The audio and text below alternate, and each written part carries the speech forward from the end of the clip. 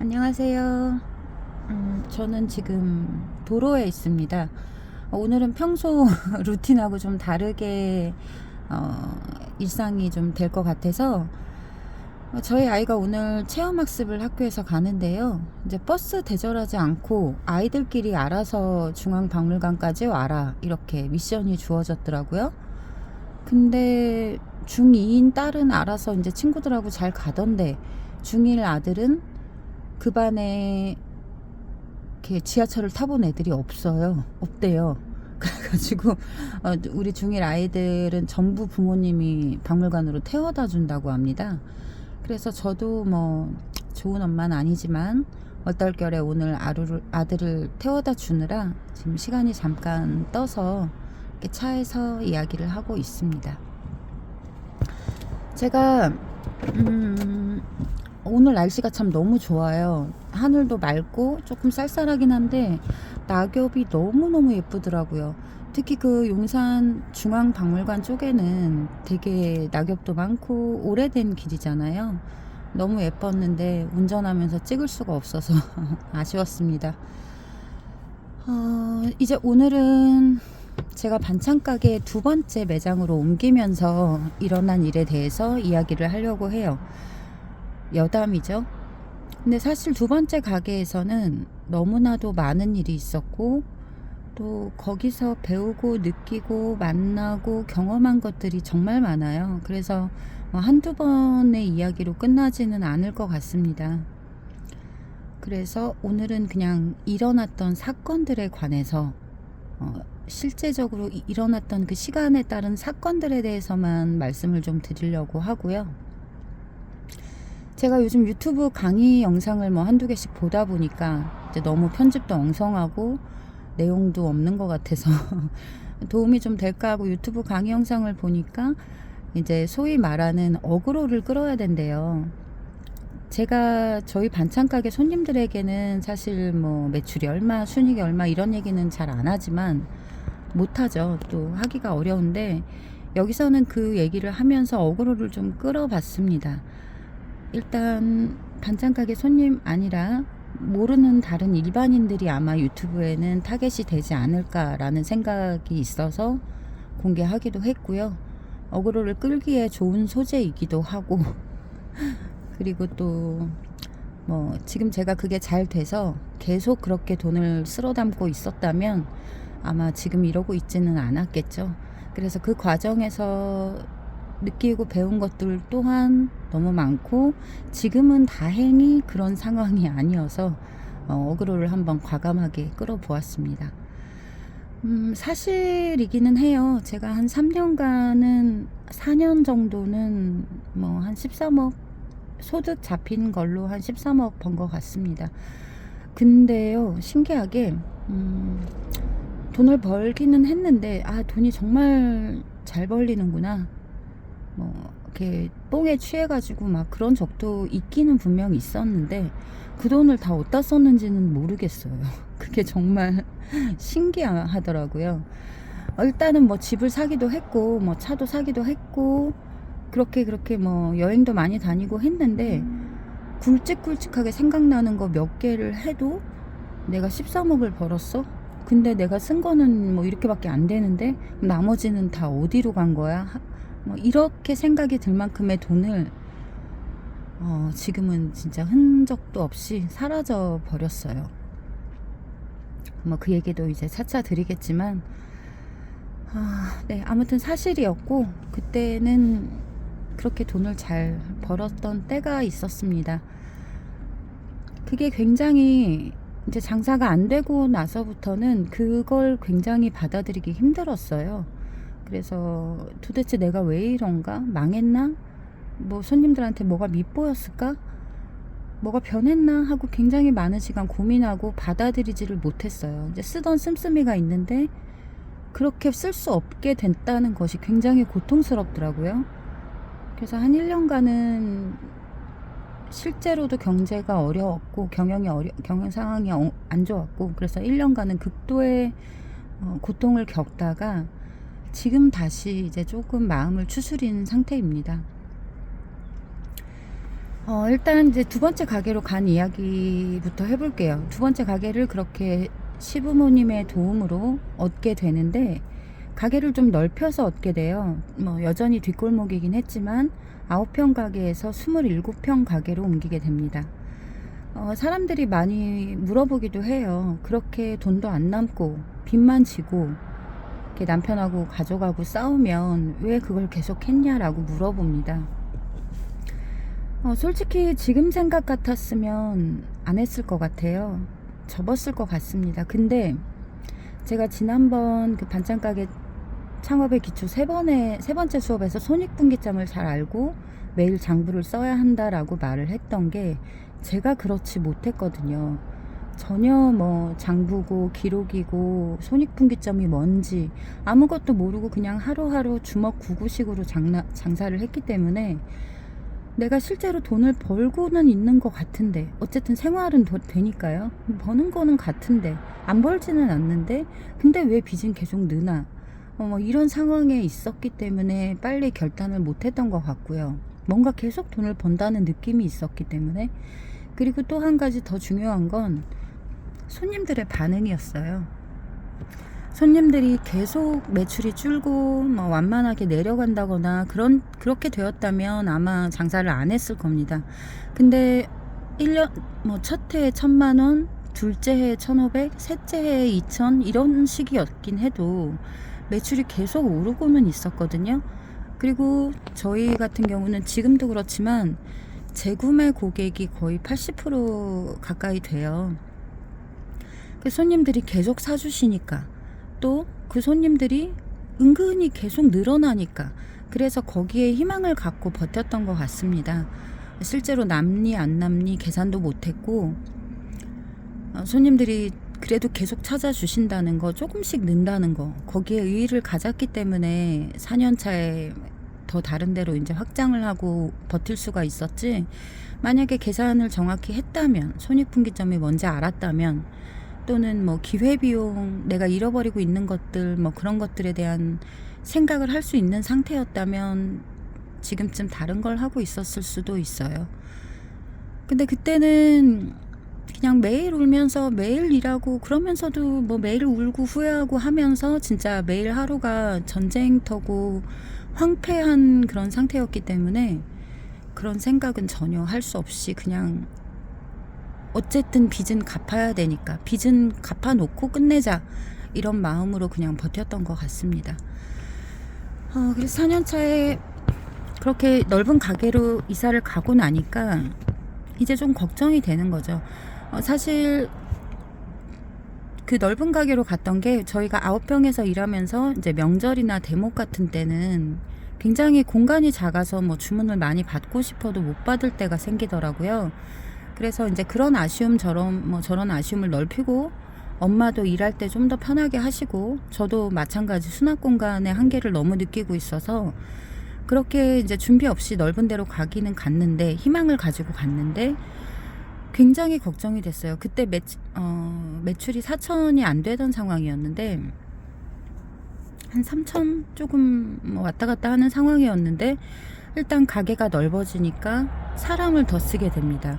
혼자서 왔다 갔다 할 수 있는 범위를 뛰어넘는 거죠. 그래서 사람을 한 명을 더 쓰게 되고, 총 직원이 3명이었죠. 그리고 저 일하고 임대료 늘어났고요. 넓은 가게로 가니까. 그리고 뭐 각종 뭐 가스 세금, 뭐 가스 전기 이런 모든 것들이 다 늘어나게 됩니다. 그래서 굉장히 긴장을 했어요. 이거를 어떻게 하면은 이 고정비를 유지할 수 있을까? 그때 그 가게 이전하면서 갖고 온 7천만 원 정도의 대출은 그대로 또 있었기 때문에, 대출 이자랑 인건비를 내가 도대체 어떻게 줄 수 있을까 하면서 굉장히 매출을 무조건 올려야겠다라는 절실함에 시달리고 있었습니다. 그래서 그때 처음 이제 안 하던 것에 손을 내밀게 돼요. 그게 김밥집 납품이었습니다. 지금 그 김밥집은 이제 많이 성장해서 체인점이 한 100개도 넘는 것 같아요. 근데 이제 그때만 해도 한 7년 전인데, 그때만 해도 막 시작하는 김밥 우동 브랜드인데 김밥도 잘 나가요. 아무튼 그 우동집이 막 시작하던 단계였고, 그래서 체인점이 한 3, 4개밖에 없는 상태였어요. 그래서 어디 큰 공장에다가는 물건을 맡기기 애매한 상태고, 그 본점에서 하기에는 너무 많은 양이고, 그래서 이제 다른 곳을 찾다가 저희 같은 그런 게 눈에 들어왔겠죠. 사실은 불법입니다. 제가 이렇게 납품하는 건 반찬 가게에서 불법인데 그때는 그걸 몰랐어요. 그 사장님은 알고 계셨는데 이제 처음에는 서로 좋게 좋게 해보자. 그쪽도 작은 기업에서, 작은 곳에서 이렇게 하기를 할 수밖에 없었던 상황이기 때문에 아름아름 해보자 해서 시작을 했는데, 저희 공산품 거래처 사장님이 소개를 해줬습니다.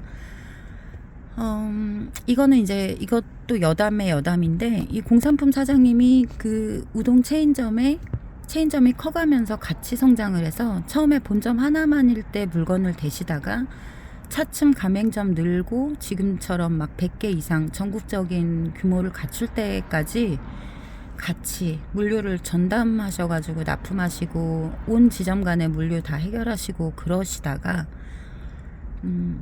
배신을 당하셨어요. 그래서 하루아침에 계약이 파기가 되고 거기에 들어간 투자비, 시설비 뭐 그런 걸 다 이제 날리시게 돼서 이제 파산을 하셨는데, 얼마 전에 아무튼 그 브랜드의 김밥 납품을 하게 됩니다.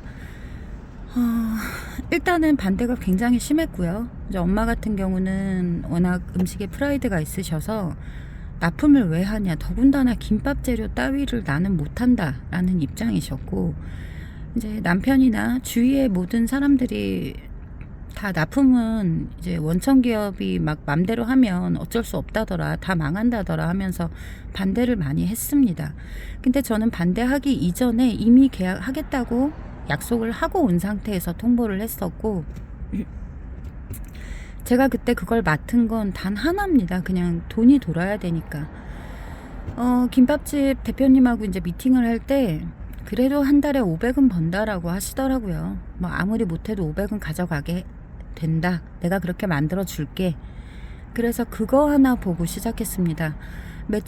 순이익이 500만 원만 나도 인건비를 해결할 수가 있고, 적어도 거기에서 이제 기존 우리 손님들 나가는 물건만 채워도 나는 부담이 없으니까요. 덜하니까요.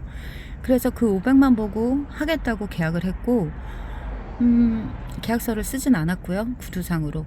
이제 그 본점에 가서 3일 정도 배우고, 또 이제 우리 가게로 그쪽 사람들이 와서 며칠 가르치고, 그렇게 해서 그 일을 시작하게 됩니다. 그래서 이제 김밥 재료 중에 시금치 뭐 하루에 몇십 킬로, 지단 몇십 킬로, 당근채 뭐 이런 식으로 한 6가지를 소분해 가지고 조리해서 포장까지 해서 이제 납품하는 일이었는데요. 저희가 새벽 3시까지 이제 음식을 끝내놓으면 그 납품 기사님들이 와서 물건을 걷어가지고 이제 각 지점으로 보내주는 그런 그런 이제 시스템이었어요. 근데 처음부터 이제 문제가 발생합니다. 엄마는 아예 이제 그 일을 안 하려고 하셨고요. 그래서 제가 도저히 혼자, 그때까지만 해도 저는 진짜 계란 후라이 하는 정도 수준의 요리 실력이었거든요. 엄마가 하는 걸 옆에서 보고 명절에 이제 전 부치는 거 정도는 거들었는데, 정말 음식을 제대로 접해보지도 못했고 계란 지단을 어떻게 부치는지도 몰랐던 상태인지라 막 하루에 발주량이 계란 지단 20kg, 당근 30kg, 시금치 30kg 뭐 이런 식으로 들어와 버리니까 어떻게 할 수가 없더라고요. 남는 시간에 우리 가게 일 끝내고 직원들 모두가 모여서 이걸 빨리 해치우자, 이런 마음으로 저는 그 일을 한 건데, 실제로는 직원들은 굉장히 싫어했고요. 엄마도 비협조적으로 이제 우리 음식만 하면 퇴근하시고, 그래서 이제 남은 시간을 도저히 어떻게 나 혼자는 그걸 할 수가 없어서 사람을 하나를 더 들이게 됩니다. 이제 오전에는 우리 가게에 일을 하고 오후에는 같이 김밥 재료 준비를 하기로.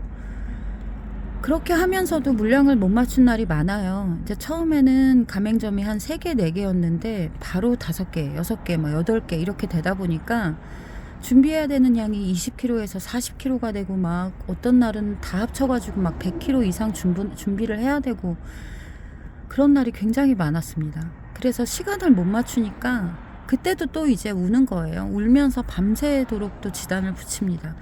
밤새 지단 붙이고 시금치 묻히고 당근채 묻히고, 그걸 새벽 3시까지 기사님들이 올 때까지 맞출 수가 없으니까 이제 아침 6시까지 이제 혼자 남아서 막 하면서 또 지점에 배달을 가요. 지점이 이제 7시, 8시부터는 나와서 준비를 하니까 배송기사님한테 새벽 3시에 줬으면 지점까지 갈 필요가 없는데 배송기사한테 못 맡겼기 때문에 제가 이제 아침에 지점으로도 배달을 하는 겁니다.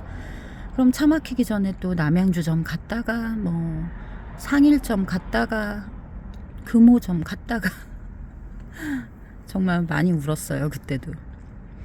그렇게 한 달을 하고 나서 바로 깨닫게 됩니다. 아, 이게 돈이 남는 게 아니었구나. 일단 사장님이 한 500은 그래도 남을 거다라고 했는데 이게 알고 보니까 식재료를 다 저희가 사는 거더라고요. 저는 매일 그 조리할 만큼의 분량을 그쪽에서 보내주시는 줄 알았어요. 매일 저희 공산품 사장님이 자재를 갖고 왔기 때문에, 그래서 이걸로 조리만 하면 된다라고 생각했고, 처음에 이제 그런 일을 처음 해보다 보니까 아무래도 로스가 나잖아요. 김밥 당근채가 조금만 굵으면 굵다고 빻고, 얇으면 얇다고 빻고, 지단이 좀 찢어지면 찢어진 건 다 폐기.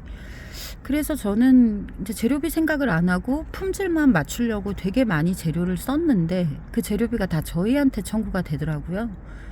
그리고 제가 받았던 돈은 실제로 완성돼서 오케이 된 거에 대해서만 제가 돈을 받았고요. 어떻게 생각하면 그게 당연한데 그때는 그 사실을 모르고 납품을 받았기 때문에 굉장한 충격이었고요. 또 음식에 대해서 이렇게 노하우가, 저는 저 자체는 많은 사람이 아니었는데 제가 뭐 하루에 지금 지단 뭐 20kg, 시금치 30kg씩을 하다 보니까 당연히 로스가 많이 날 수밖에 없었죠. 서투니까. 그래서 첫 달 매출이 한 1,700 정도였는데 첫 달에만 한 200만 원 손해가 납니다. 재료비만으로 그냥 고스란히 마이너스가 났고요. 더군다나 이제 그곳에서 뭐 진공포장을 요구해서 오래 가니까 진공포장기도 한 400만 원 주고 한 대를 드렸었거든요. 거기다가 직원도 썼지.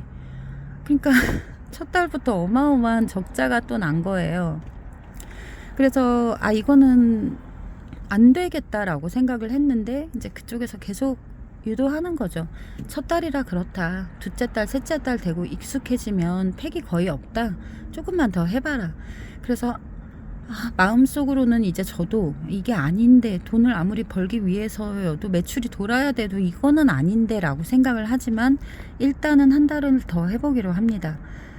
그리고서 한 2주 정도를 더 하고 있었는데 이제 물량이 점점 늘어난 상태이다 보니까 저는 또 밤마다 그냥 거의 매일 밤을 새면서, 거긴 또 김밥집은 쉬는 날이 없었거든요. 그러니까 매일 주 7일을 그렇게 하면서 허덕였죠.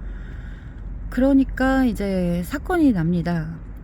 엄마는 가뜩이나 이렇게 납품하는 것 자체를 싫어하셨는데 내가 돈까지 못 번대. 근데 저희 애기 아빠는 계산을 해본 거죠. 이건 도저히 답이 없다. 마이너스가 이렇게 났다. 그래서 이제 엄마에게 말했고, 엄마는 안 그래도 싫은데 또 애기 아빠도 안 그래도 싫은데, 그래서 이제 저를 보니까 계속 할 것 같고 불안했나 봐요. 그래서 그쪽 대표님에게 직접 엄마랑 애기 아빠가 얘기를 하게 됩니다. 그만하겠다고. 이제 그러면서 뭐 엄마 눈에는 제가 아직 애기였죠. 그때도, 지금도 뭐 그렇겠지만 우리 애를 어떻게 꼬셔가지고 순진한 애를 뭐 꼬셔서 이렇게 사기를 쳤다. 막 그러면서 그쪽 본점을 뒤집어 놓게 됩니다. 저는 몰랐어요. 이제 새벽까지 김밥 납품 일을 하고 이제 낮에 잠깐 자는 중에 그 일이 생겼더라고요.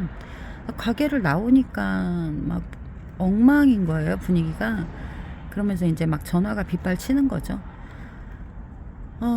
그때 굉장히 많이 화가 났습니다. 정말 많이 화가 났어요. 일단은 어쨌든 그래도 제가 사장이랍시고 가서 맡아온 일인데 이런 식으로 저를 패싱하고 그쪽이랑 직접 다이렉트로 다 하니 못하니, 그동안 협조적이지도 않았으면서 그렇게 했다는 게 일단 굉장히 화가 났고요. 자존심 상했고, 그리고 두 번째는 저의 심정을 너무 몰라주는 것 같아서 거기서 굉장히 또 속상했죠. 왜냐하면 저는 고정비를 채워야 됐기 때문에 일단은 어떤 돈이라든 벌어야 됐거든요. 어디 나가서 진짜 설거지라도 내가 해서 돈을 채울 수 있었으면 그렇게 했을 겁니다. 어떻게든 돈을 벌었어야 되는데 그런 나의 입장은 아무도 몰라주고 왜 그런 걸 맡아서 일만 하냐. 그럼 제 입장에서는 나가는 고정비와 인건비가 있는데 직원들을 우리 가게의 자그마한 매출 가지고 나머지는 다 놀릴 수가 없는 거거든요. 어떻게든 뭐든 만들어서 내다 팔았어야 됐는데 우리 가게 매출은 그렇게 나오지 않고 그래서 그런 어쩔 수 없는 심정으로 그걸 했는데 모두들 자기 월급은 그대로 가져가면서 저에게 그런 비난을 하니까 그게 굉장히 또 많이 화가 났습니다. 그래서 그리고 세 번째는 제가 그때 지점에 물건을 안 대주면 그 김밥집 지점들이 다 피해를 보는 상황이었어요. 제가 이제 물건을 밤에 시간을 못 맞춰서 아침에 배달해주면서 그걸 몇 번 느꼈거든요. 몇 시까지 물건이 안 오면 우리 당장 아침 주문 못 받는다. 이렇게 본점에서 통하지 않고 다 저희 쪽에서 직접 그 지점들로 재료가 나갔기 때문에 내가 물건을 못 대주면 그 지점들은 뭔 죄인가 그런 생각도 들었고 어쨌든 내가 맡기로 했으면 한다고 했으면 저는 그 생각을 아직도 대부분은 못 버리고 있지만 그때는 굉장히 심했어요. 1,000원이 남아도 때로는 1,000원을 잃어도 마이너스 10,000원이 돼도 하겠다고 한 거는 무조건 해야 된다라는 생각이 굉장히 강했습니다. 나를 믿고 시켰기 때문에. 근데 그런 식으로 우리 당장 내일부터 김밥 안 합니다 이렇게 하고 올 줄은 몰랐어요. 그래서 정말 그날 정말 크게 싸움을 했고 그 일로 이제 엄마랑은 떨어지기로 합니다. 이제 엄마는 엄마의 일을 알아서 하시기로 하시고 남편도 이제 갈등이 극에 달해서 이혼하니 많이 하니까지 상황이 갔고 그리고 김밥집에는 이왕 그렇게 된 거 저도 못할 것 같긴 합니다. 대신에 다른 데를 구할 때까지는 하겠습니다 해서 2주를 더해서 2달을 채우게 됩니다. 그렇게 하고 김밥 납품은 이제 안 하게 됐는데요. 두 번째 달에는 2,200의 매출이 나왔어요. 그리고 장부상으로 남은 건 200이 됩니다. 두 번째 달에는. 근데 이제 첫 달에 진공포장기 사고 인건비 쓰고 한 그런 투자금에 비하면 결국은 2달을 합쳐도 마이너스였던 거죠. 그러면서 너무 많이 상처를 받았는데 근데 결과적으로 저는 그게 되게 좋은 경험이었다고 생각을 해요. 그때 그런 식으로 한번 되지 않았으면 나중에 어떤 일이 생겼을지 모르는 일이고 그리고 김밥 속재료를 납품하면서 또 뭐 하여튼 몰랐던 것들도 알게 되고 그리고 그 본점 같은 경우는 그때 이미 식품 제조 허가를 내고 어느 정도 제조 공장의 틀을 갖추고 있더라고요. 그래서 이제 동선, 루트, 또 직원 배치, 어떻게 일을 효율적으로 하는가, 체인점은 어떻게 만드는가, 뭐 그런 것들에 대해서 이제 개괄적으로나마 많이 볼 수가 있었고, 식품 즉석 판매 제조 가공업 반찬 가게에서는 납품이 된다 안 된다 뭐 그런 것들 그런 거에서 많이 배웠습니다. 그래서 개인적으로 상처는 많이 받았던 때지만 배운 거는 많았어요. 아무튼 그렇게 해서 김밥 납품을 하고 그때가 2018년 여름이었고요. 여름이 지나면서 엄마는 떠나시게 되고 가게가 이제 새로운 모습을 하게 됩니다. 일단 제가 음식을 전혀 할 줄 몰랐기 때문에 그때까지 주 4일 영업을 하던 걸 주 3일로 줄였어요. 저희 다행히 이제 엄마 보조 이모님께서 계속 남아 계셨는데 그분이 같은 남도 분이시기도 했고 엄마의 음식을 거의 다 배우셨어요. 엄마에게. 그래서 이모 믿고 이모랑 저랑 둘이서 설거지 하시는 분 불렀다 안 불렀다 이제 일당제로 하면서 그렇게 주 3일만 하게 됩니다. 당연히 이제 매출은 뭐 보잘것 없었지만 일단은 고정비가 2명의 고정비가 줄었기 때문에 어느 정도는 그래도 이제 먹고는 살았어요. 돈을 벌지는 못했고요. 생활은 돌아가는 상황이었는데 그러다가 이제 2019년 5월경에 제가 돈이 필요한 일이 생기게 됩니다. 한 3천만 원 정도가 정말 급하게 필요하게 돼요. 그래서 이제 주 3일로 영업을 띄엄띄엄 하다가 주 3일 하면서도 노동 강도는 셌어요. 이제 손님들이 주 4일 시키다가 주 3일로 바뀌니까 하루에 나가는 배송량은 좀 더 늘어났던 거죠. 그래서 이제 하루에 주 3일간 하지만 하루는 뭐 거의 15시간씩, 16시간씩 일을 하면서 그렇게 맞춰 나가고 있었는데, 이제 돈이 갑자기 필요한 일이 생기면서 이대로는 답이 없구나 라는 생각을 합니다. 손님들이 그때 이제 매출로는 정체가 되고 있고 어떤 색다른 계기는 없어 보였고, 이 상황에서 배송 일자만 늘린다고 한들 손님이 크게 늘 것 같지 않았어요. 이미 저희 손님들 시키는 패턴이 똑같았거든요. 주 3회 아니면 주 2회, 주 3회는 월수금, 그게 아니면 화금, 뭐 월목 이런 식으로 대부분 시키셨기 때문에 제가 근무 일자만 늘린다고 해서 인건비를 더 쓰면서 그거를 뽑아낼 수 있을 자신이 없었습니다. 그래서 고민을 하다가 식단제로 나가는 거를 바꾸게 됩니다. 국화나 반찬, 그때는 이제 한 4개가 나갔던 것 같은데, 국화나 반찬 4개가 고정적으로 나가는 거에서 그냥 다 바꿔요. 국 2개, 뭐 반찬 몇 개, 밑에 부반찬 몇 개, 여기에서 다 고를 수 있게 합니다. 그래서 식단이라는 틀은 유지를 하되 그 안에서 자기가 뭐 맘대로 이것저것 채워 넣어서 하루에 2만 원 이상만 되면 배달을 해주겠다. 그렇게 전면적으로 일단 바꾸게 됐고요. 그렇게 바꾸면서 쇼핑몰 입점을 같이 하게 됩니다. 그때 제가 농라라는 쇼핑몰에 이제 소비자로서 구경하고 구매하고 그러던 입장이었는데, 도저히 팔로가 늘 것 같지 않은 생각이 들어서, 농라에 그때 반찬 가게가 없었거든요. 한번 들어가 보자, 나도 택배 반찬 한번 해보자 라는 생각으로 시작을 하게 됩니다.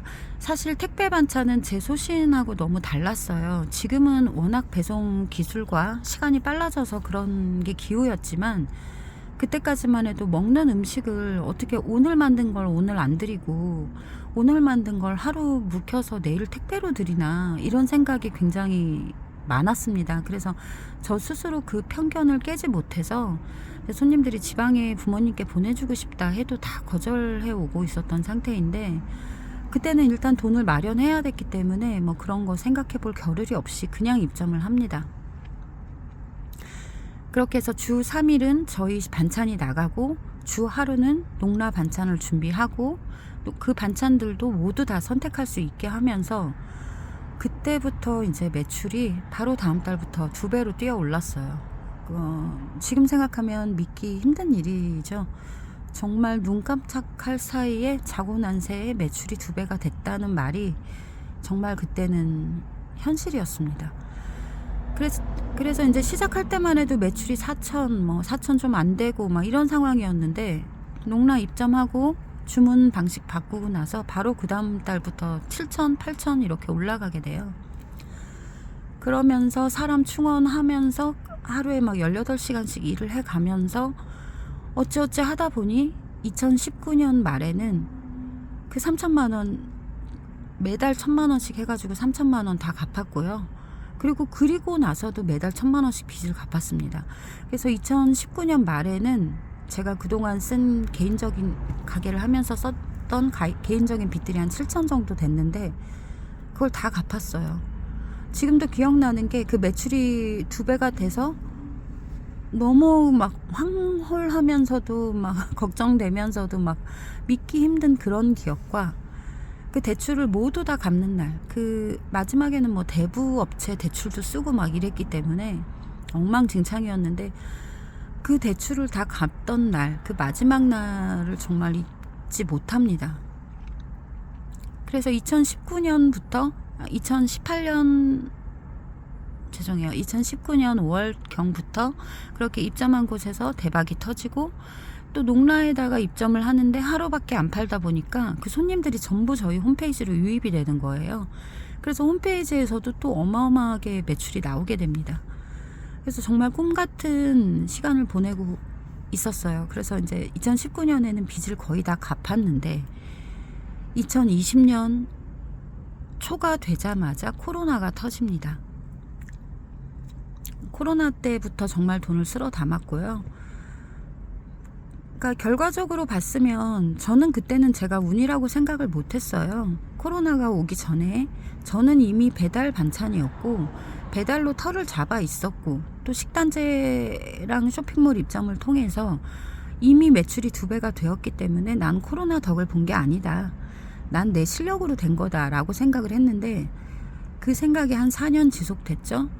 근데 이제 작년부터 많이 어려워지면서 그런 생각이 들더라고요. 작년에 막 2호점도 내고 3호점도 내고 프랜차이즈 해보겠다고 뭐 이것저것 다 해보고 하다가 다 실패를 하고서 내가 운이 좋았다면 내가 실력이었다면 그 모든 게 다 잘 됐어야 되는데 왜 그렇지 않았나 이런 생각이 이제 뒤늦게 든 거죠. 운이었던 겁니다. 물론 이미 배달 반찬 시장에서 어느 정도 먼저 선점을 하고 있었고 그에 따른 노하우가 충분히 있었기 때문에 반찬을 배달로 보내고 반찬을 택배로 보내도 다른 곳보다 시행착오가 적었습니다. 어느 정도 더 안정적으로 더 많은 양을 보낼 수 있었기 때문에 제가 유리했던 부분이 있기는 해요. 실력 면에서요. 남들보다 빨리 시작했으니까. 근데 코로나로 인해서 그렇게 이제 본격적으로 그 운이 핀 거죠. 때를 만나서. 그래서 2019년도에 그렇게 매출이 오르면서 2020년도에 바로 코로나가 터지면서 20년, 21년, 22년 또 23년 초까지 거의 4년간은 정말 돈을 많이 벌었습니다. 그때 번 게 그래요. 이제 뭐 3억, 첫해 2억, 2019년에 2억 8천, 그리고 2020년에 이제 5억, 2021년에 3억 5천, 2022년에 또 한 3억 5천 정도 벌었고요. 그러면서 이제 법인 전환을 하게 됩니다. 종소세가 1억 3천이 나왔어요. 소득이 너무 높게 잡혔기 때문에. 그래서 종소세를 줄이려면 법인세로 바꿔야 된다라고 해서 또 법인으로 바꾸면 뭐 이런저런 뭐 기회가 많다. 창업자금도 받을 수 있다. 공장도 세울 수 있다. 뭐 그런저런 이제 유혹에 끌려서 이제 법인으로 바꾸게 됩니다. 그게 두 번째 가게에서의 일어났던 일이고요.